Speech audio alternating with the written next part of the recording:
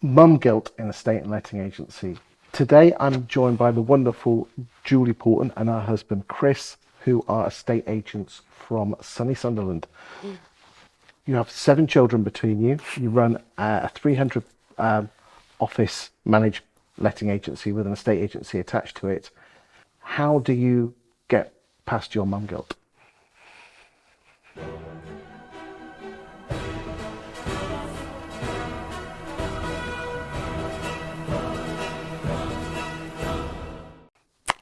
I had to let go of a few things and just realise just to be present, just because my time with my children was now different. So obviously I was at home full time, and then I wasn't, and just acknowledge that the kids are going to have different upbringings. They're not all going to be the same, but one doesn't mean that it's bad.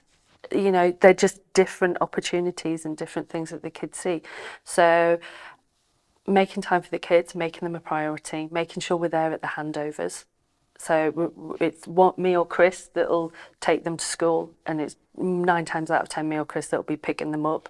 We're really fortunate that we have support around us with family that live close. And a minibus?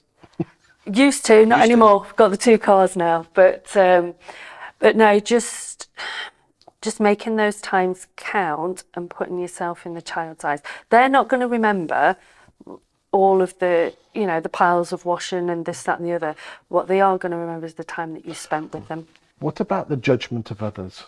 I mean, do you have any issues at the proverbial playground gates? I did when I was in.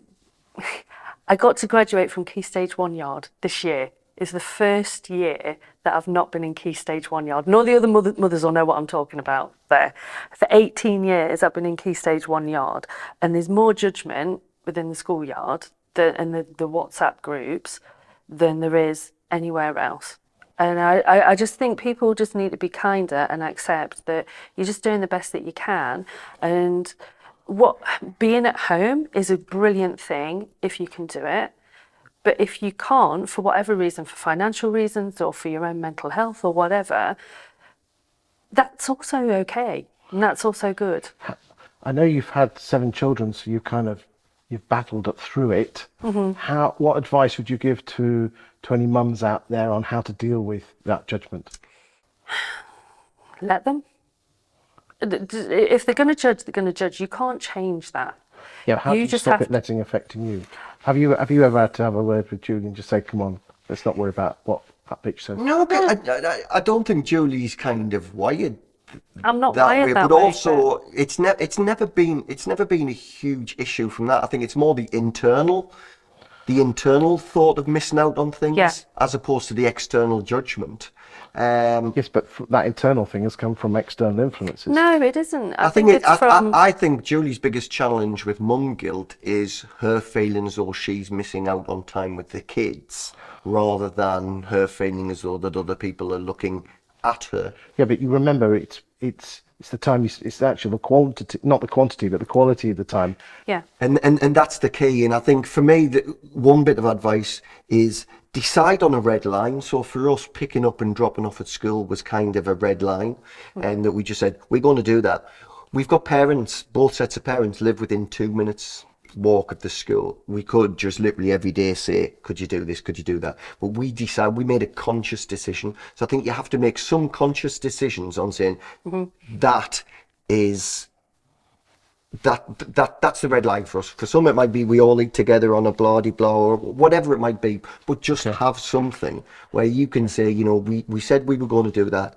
And probably my guilt came from when I was spending a lot of time at work, and you know, when Ella and Elijah were babies, I was having midwife appointments in the back office because it was closer to the doctors than being at home. I wasn't at home very much, so that was where the guilt came from, because it felt like I wasn't being as much as a mother, or their quality of upbringing wasn't as good. And I've come to realise that it's not. It's just different. Different isn't bad. What advice would you give to any men watching this to help their wives and partners with this mum guilt? Parenting is 50-50. Housework's 50-50. You've got to have that. I don't know how you We can don't help we you. don't live back in the 1960s. I think, you know, it's got to be, it's a partnership, whether that's a partnership at home, whether it's a partnership in business, and when there's a partnership, you divide the tasks up, but equally you pick up the slack when the other person's struggling, you know. And if one side doesn't pick up the slack, then you're in trouble. Yeah. Okay, thank you for your time today.